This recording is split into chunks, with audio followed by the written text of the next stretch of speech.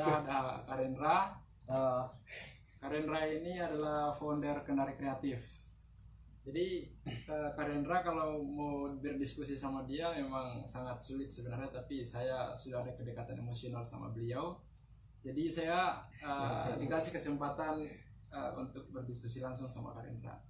Malam ini kami berdiskusi persoalan COVID-19, di mana Indonesia menghadapi, bahkan dunia menghadapi masalah COVID-19 ini. Jadi keberadaan Karendra di sini, saya akan menanyakan beberapa poin pertanyaan yang telah saya siapkan di laptop saya. Jadi yang pertama itu, mungkin sebelumnya Karendra perkenalkan diri dulu untuk lebih detailnya. Saya persilakan. warga Sultra Watch, warga Sulawesi Tenggara, khususnya Kota Kendari ya. Karena saya anak Kendari, ini anak Kendari, anak Mubar. Saya Muna Barat saya. Muna Barat ini anak keren. Jadi kami lagi di ibu kota, lagi di Jakarta. Ya, mungkin teman-teman di daerah di Sulawesi Tenggara, mungkin keluarga juga di sana, pasti kan cemas-cemas gimana keadaan kami warga Sultra yang ada di Jakarta, yang ada di ibu kota. Nah, inilah kondisi kami tetap berupaya bertahan hidup di sini dengan apa adanya saja. Jadi dengan kekuatan kebersamaan dari warga Sulawesi Tenggara, kami tetap stay dan selalu memantau perkembangan virus ini, virus bangsat ini yang mungkin dikit lagi nih. Semoga kita doakan segera berakhir dan pastinya ini akan menjadi wasilah buat kehidupan. Saya Arendra Manaba, founder Kendari Kreatif. Sekarang stay di Jakarta, di ACCN, Indonesia Creative City Network. Oh iya. Sekilas itulah perkenalan dari saudara saya Arendra Manaba. Sekarang kita masuk pada inti pembahasan malam ini terkait dengan COVID-19 yang sama-sama kita hadapi, dan sama-sama kita berdoa semoga cepat selesai permasalahan COVID-19 ini. Jadi pertama seperti ini Kak. Jadi Karendra sendiri bagaimana sih melihat problem tentang COVID-19 di Indonesia saat ini, dan solusi yang telah diberlakukan oleh pemerintah itu apakah sudah efektif terhadap masyarakat atau seperti apa? Oh ya. Jadi pertama menanggapi soal COVID-19 ya istilahnya.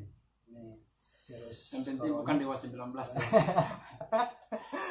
Jadi kalau saya melihatnya mungkin ini pelajaran yang bisa menjadi hikmah. Jadi sebenarnya virus ini bukan ancaman buat dunia, tapi ini menjadi peringatan buat kita umat manusia bahwa ada Tuhan loh. Jadi selama ini mungkin kebanyakan umat ini sudah melupakan, termasuk saya juga.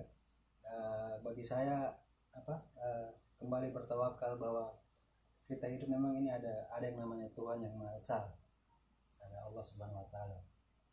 Jadi menurut saya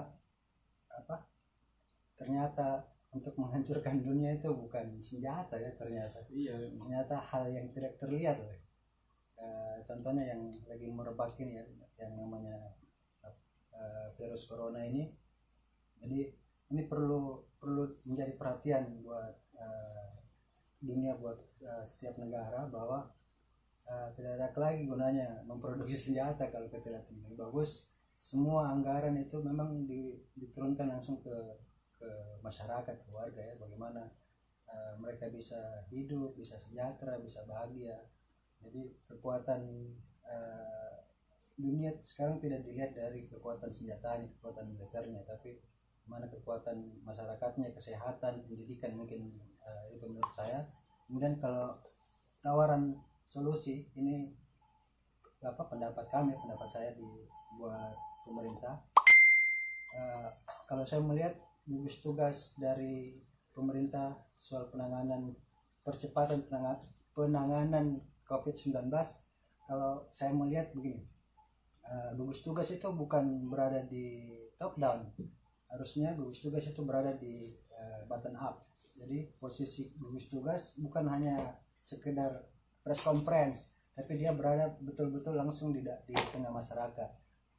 Hakikatnya mungkin sebaiknya ya gugus tugas itu berada di semua kelurahan di daerah di Indonesia. Jadi gugus tugas benar-benar bisa melihat langsung. Jadi mungkin sebaiknya seminggu sekali lah kalau memang tidak bisa setiap hari.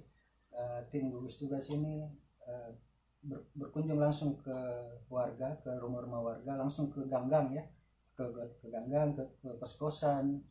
Jadi bisa melihat langsung kondisi yang sebenarnya di dalam masyarakat. Itu yang namanya gugus tugas yang benar-benar bertugas, tidak hanya memperlihatkan kepada kita, kepada warga masyarakat bahwa perkembangan virus sekarang begini dengan memperlihatkan grafik. Itu membuat kami warga biasa di akar rumput ini semakin bingung.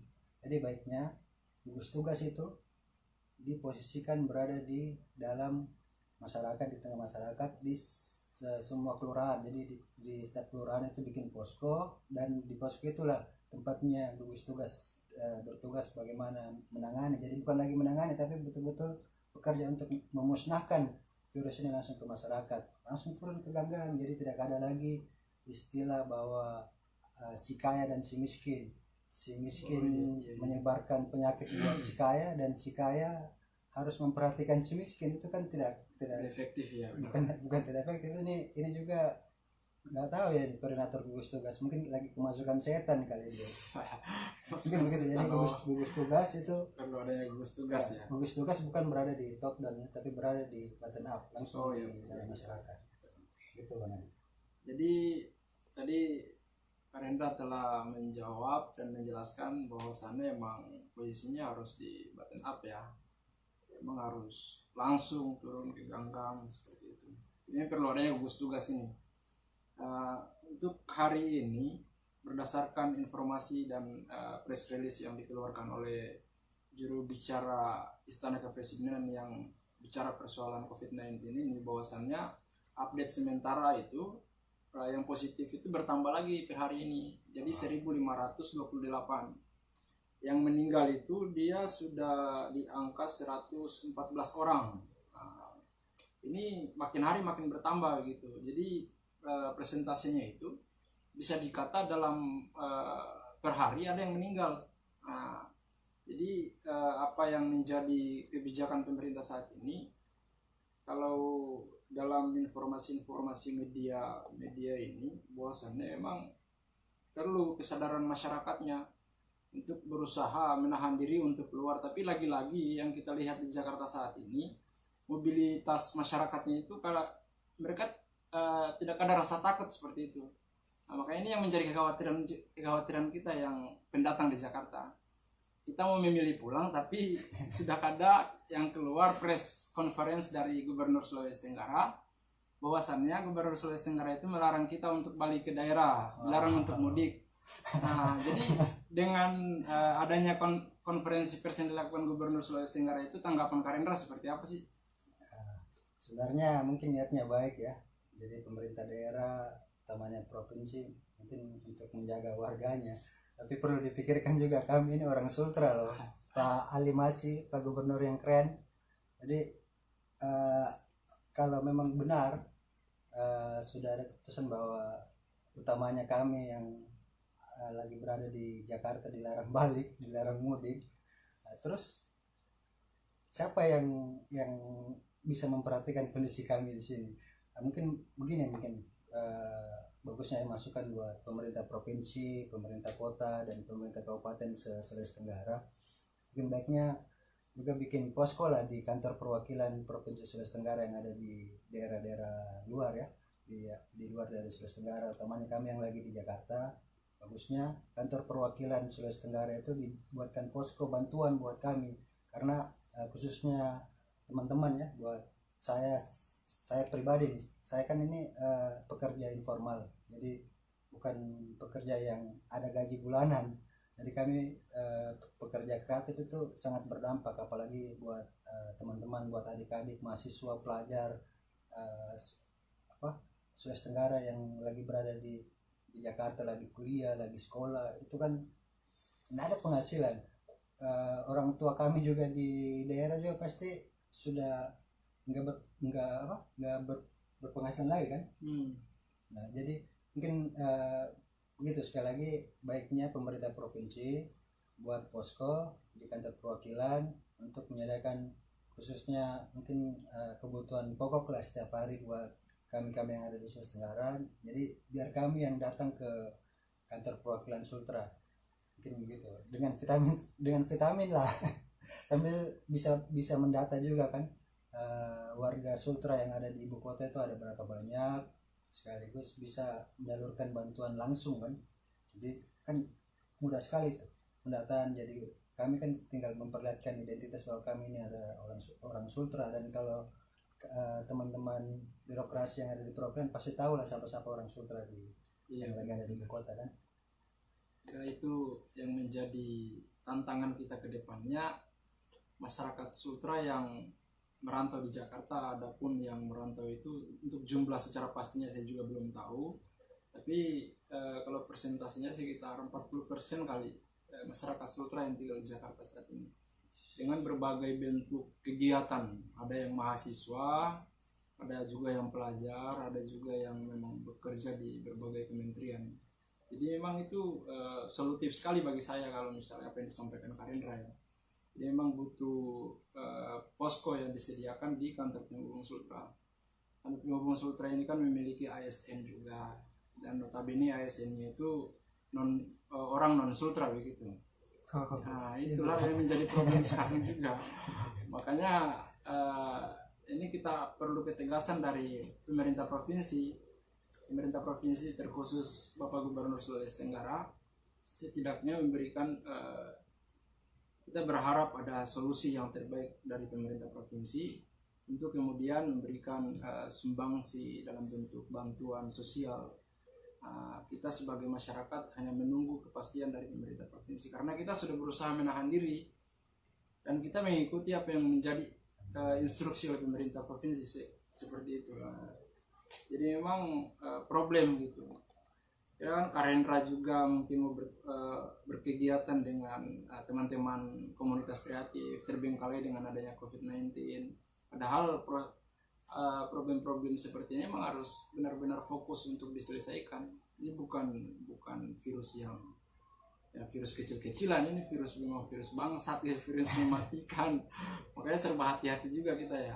Padahal kemarin ya waktu acara di sini Pak Gubernur minta supaya kami kembali ke daerah Sultra ya. Waktu ada acara kemarin itu kita kan sempat undang Pak Gubernur dalam acara Sultra Economy Briefing di Hotel Century Jakarta.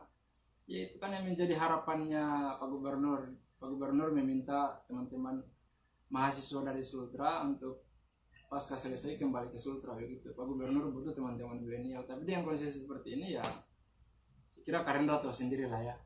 Karendra ya bisa lah memberikan sedikit masukan di Pemprov, kira-kira seperti apa langkah selanjutnya pasca konferensi pers yang telah dirilis oleh media.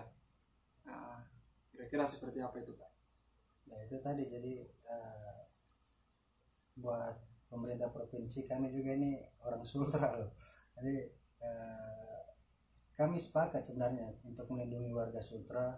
Apapun keputusan dari pemerintah itu kan dari berbagai masukan dari beberapa pihak kan, dari berbagai pihak, tapi perlu juga diperhatikan buat kami yang ada di luar Sultra, yang ada di mungkin di Jakarta, di mana Surabaya, pokoknya di kota-kota besar atau di daerah di luar dari Sulawesi Tenggara, karena banyak juga warga Sultra yang ada di luar ya. Sedangkan kami mau mencari bantuan, pemerintah setempat, pemerintah provinsi DKI, terus pemerintah pusat juga hanya mendata ya warga DKI, warga DKI Jakarta. Sedangkan kita ini bukan warga DKI, kami warga pendatang yang lagi merantau. Tolonglah pertimbangkan juga atau perhatikan juga lah kondisi kami di sini yang sudah tidak ada lagi penghasilan, yang coba mengikuti instruksi pemerintah pusat dan pemerintah daerah utama provinsi ya untuk bertahan di sini. Kami misalnya tetap bertahan, tapi perlu dipikirkan juga makan kami gimana ini. Kami mau makan bagaimana ya? Sudah tidak ada lagi penghasilan ini. Mau kerja, anak-anak komunitas kerjanya memang tidak ada gaji pokok. Semua kantor sini sudah tutup, kantor pemerintahan, swasta, perusahaan juga sudah tutup, sedangkan kami mencari rezekinya di kantor-kantor itu kan, mitra-mitra yang mungkin bisa kita masuki dengan peningkatan kreativitas. Oh iya, iya, iya. Apa perlu kita harus informasi yang beredar di media itu bahwasannya di Wuhan saat ini sudah memang Sudah nol ya, nol, zero positif corona. bulan depan ya, bulan April itu sudah Mereka bulan April sudah Sudah mulai buka aktivitas seperti biasa lagi. Apa perlu kita harus berangkat ke Wuhan sana? Saya kira itu menjadi solusi yang terbaik ya bagi kita. ya. Bukalah posko ya, Bang Adit, buka Mungkin, posko di ya, buka posko ya. kantor perwakilan. Nah, mungkin posko itu sangat dibutuhkan bagi teman-teman yang tinggal di Jakarta dan dari Sultra kayak gitu. Kami saja di sini ada ratusan ya warga Sultra ya di Daerah Jakarta Selatan daerah ya. Jakarta Selatan itu bukan ratusan lagi, bahkan ribuan ada yang ribuan Jakarta ya. Selatan, banyak sekali. Itu Jakarta Selatan itu banyak sekali. Saya kira memang ASN di Sultra itu ada berapa? Banyak sekali ya. Kota Kendari saja berapa itu? ASN Kota Kendari kalau misalnya mereka sumbangsi donasi gaji 100.000 per orang misalnya, iya. itu sangat dibutuhkan juga sebenarnya. Datanya kalau lihat ini ya, saya lihat postingan dari Kasahri ya, ada 21.000 lebih ya data ASN. Itu kalau menyumbang 100.000 saja satu ASN ya, itu nilainya mencapai 7 miliar lebih loh. Itu kan lumayan ya untuk pengadaan alat pelindung diri buat tim medis, terus bisa menyalurkan sembako juga kan ke warga-warga BRT ya, bantuan langsung tunai ya. Jadi memang butuh solusi lah dari pemerintah provinsi. Jangan hanya membiarkan masyarakatnya untuk berdiam diri dalam kos-kosan misalnya. Ada juga kalau yang tinggal di apartemennya enak hidupnya itu ya tanpa kekurangan apapun. Tapi tidak lah. tapi kalau kita yang tinggal di kos-kosan ya begini nasib kita apa adanya gitu. Kita mengeluh terkait dengan proses kelangsungan hidup kami Ya, esok hari, kasihan gitu. Kita udah berusaha mengurung diri dalam kamar ini. Atau begini aja nih, harusnya pemerintah provinsi charter pesawat juga. Kami sebenarnya pengen pulang ini, serius. Kami rindu sekali dengan keluarga yang ada di Sultra. Kami pesawat Boeing. Atau pakai Hercules lah, jemput kami di sini biar kami pulang juga.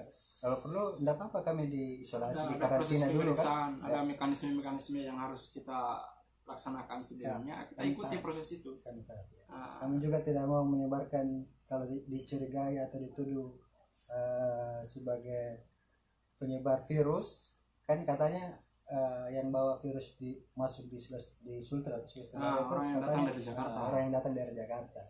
Padahal belum tentu loh. Itu faktanya kalau saya lihat ya, yang bawa virus di Sulawesi Tenggara itu tuh si perusahaan tambang itu 49 tenaga kerja asing yang masuk kemari. Iya. Jangan tuduh orang Sultra mah cinta Sultra. Memang PR besar untuk pemerintah provinsi saat ini. Bagaimana kemudian dalam menghadapi problem COVID-19 ini memberikan solusi yang terbaik terhadap masyarakatnya demi keberlangsungan hidup masyarakat. Masyarakat Sultra itu jangan cuma ditekankan di Jakarta saja. Masyarakat Sultra itu ada di berbagai wilayah Indonesia, bahkan di negara-negara tetangga kita banyak orang Sultra.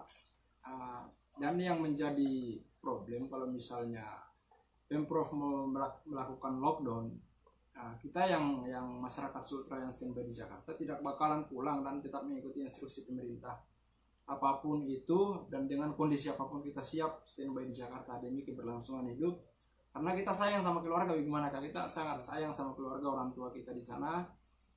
Biarlah kita yang bertahan di sini. Kalau misalnya juga melakukan lockdown dari sekarang begitu. Kalau saya melihat ini begini Kak, kalau saya lihat problem-problem yang terjadi di daerah-daerah itu banyak yang melakukan lockdown lokal ya, itu dikatakan lockdown lokal. Jadi dalam penglihatan saya mungkin orang-orang ini cuma sebatas menjadi followers agar mereka diperhatikan oleh publik apa segala begitu. Kalau saya melihat seperti itu, makanya menurut saya kalau misalnya benar-benar mau menyelesaikan problem COVID-19 harus tegas. Jangan kita harus kita sudah melihat daerah itu melakukan lockdown, kita harus mengikuti lockdown juga. Jangan, kita harus ada pengkajian sebelumnya apakah benar-benar efektif atau tidak begitu. Saya kira kalau saya seperti itu penilaiannya sih sebenarnya. Mungkin kalau kita melihat ya soal lockdown atau social distancing, mungkin kalau melihat khusus untuk Sultra ya, ada juga imbas negatif kalau kita menerapkan sistem lockdown. Jadi sistem lockdown itu otomatis wilayah terisolasi full. Yang perlu dipikirkan gimana dengan distribusi pangan kalau seandainya di lockdown. Itu harus jadi bahan pertimbangan. Sebenarnya yang lebih tepat untuk lockdown itu wilayah pedesaan. Jadi buat di desa aja tuh cocok, karena stok pangan di desa kan berlebihan. Bahkan mereka sebagai sumber swasembada kan yang menyalurkan bahan pangan masuk ke kota-kota. Jadi kalau untuk kota ya memang social distancing. Tapi kalau istilah saya ini Bang Adi, istilah saya itu social power atau solidaritas sosial. Jadi kita menerapkan tetap social distancing, jaga jarak, jaga diri, tetap mawas diri, tapi harus tetap rasional ya, karena virus ini bisa dilawan dengan rasionalitas, dengan kekuatan dari bagaimana kita bisa berpikir jernih untuk bisa menghindari, mengatasi, juga melihat orang sekitar kan. Jadi harus tetap rasional. Kalau kita panik berlebihan ya lain juga imbasnya pasti akan berbeda juga. Kalau kita terlalu panik melihat permasalahan dari virus ini. Jadi intinya itu tadi, kita tetap mawas diri, waspada, tapi harus tetap rasional juga. Kalau saya itu tadi yang istilahnya social power dan solidaritas sosial, itu bagaimana membuat tim gugus tugas itu langsung ke tengah masyarakat. Jadi langsung ke kelurahan-kelurahan ya. Jadi kalau untuk di kota, di perkotaan, bikin tim gugus tugas itu langsung di kelurahan. Jadi tiap pekan atau mungkin per 3 hari bisa langsung mengunjungi, silaturahmi langsung ke rumah warga ya. Tim medis dan perangkat daerah, perangkat negara itu bisa sama-sama melihat kondisi langsung warga. Jadi bisa untuk mengambil kebijakan itu pasti keren, karena melihat langsung kondisi warga. Jadi selain penerapan social distancing bisa terjaga, akhirnya tim gugus tugas juga bisa langsung mensosialisasikan, mengedukasikan tentang virus ini, bagaimana sih pencegahannya.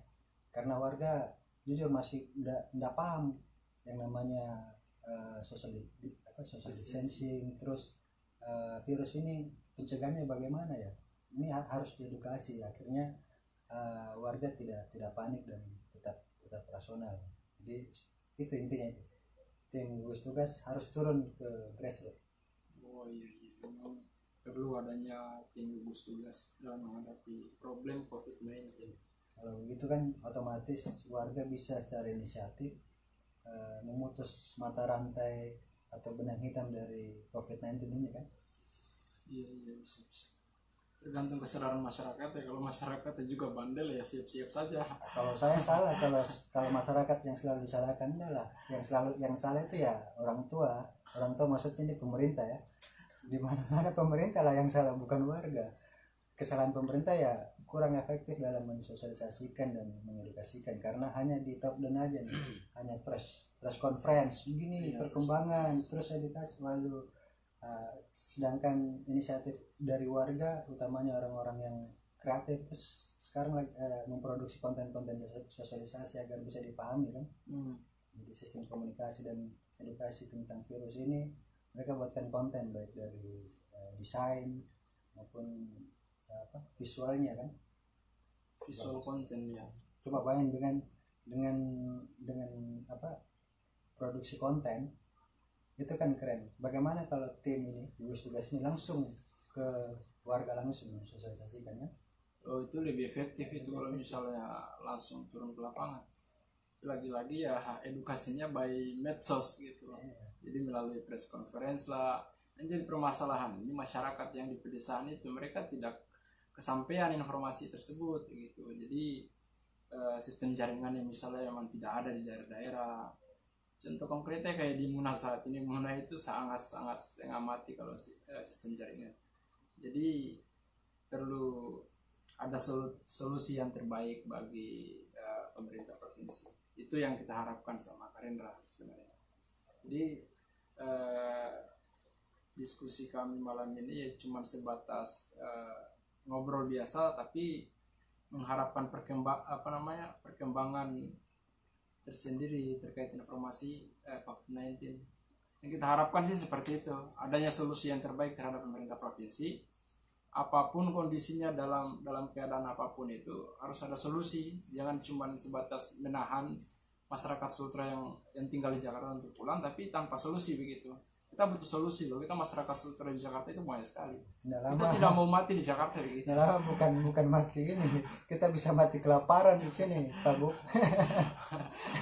Jadi ya ada 17 kabupaten kota itu, aduh, kalau misalnya masing-masing kabupaten misalnya menggunakan APBD dalam membantu teman, kasihlah masing-masing punya tupoksi ya, daerah ini tangani daerahnya sendiri, daerah itu tangani daerahnya sendiri. Nah seperti itu kira-kira. Saya kira mungkin itu saja yang perlu kita sampaikan malam ini dan kita bicarakan sama Karendra.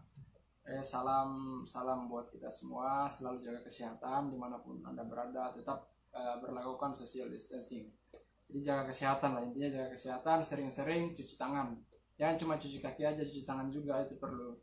Nah, dan ibadah kepada Allah Subhanahu Wa Taala itu yang lebih utama, itu obatnya itu saya kira. Ada closing dari Karendra, silakan.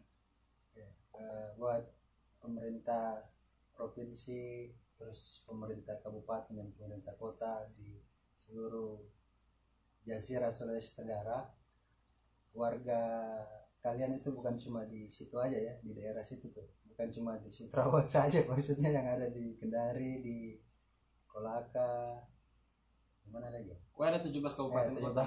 17 kabupaten kota di Raha, ini banyak nih warga Muna juga nih di Jakarta nih. Jadi buat pemerintah daerah, kalau bisa memperhatikan kami ya di luar dari Sulawesi Tenggara, intinya kami mengikuti anjuran dari pemerintah provinsi dan pemerintah daerah, pemerintah kota dan kabupaten. Kami harap kami juga menjadi perhatian juga yang ada di sini ya. Itu tadi Bang, bahwa kalau bisa diaktifasi dan diefektifkan kantor-kantor perwakilan yang ada di ibu kota dan di luar dari Sulawesi Tenggara, itu dijadikan posko penanganan khusus untuk warga Sultra ya, orang-orang Sultra yang ada di sini di Jakarta. Jadi kami bisa mengadu atau bisa mengupdate kondisi kami yang sekarang lagi mengisolasi mandiri di kosan, di kontrakan, mungkin ada juga beberapa teman-teman yang ada di apartemen ya.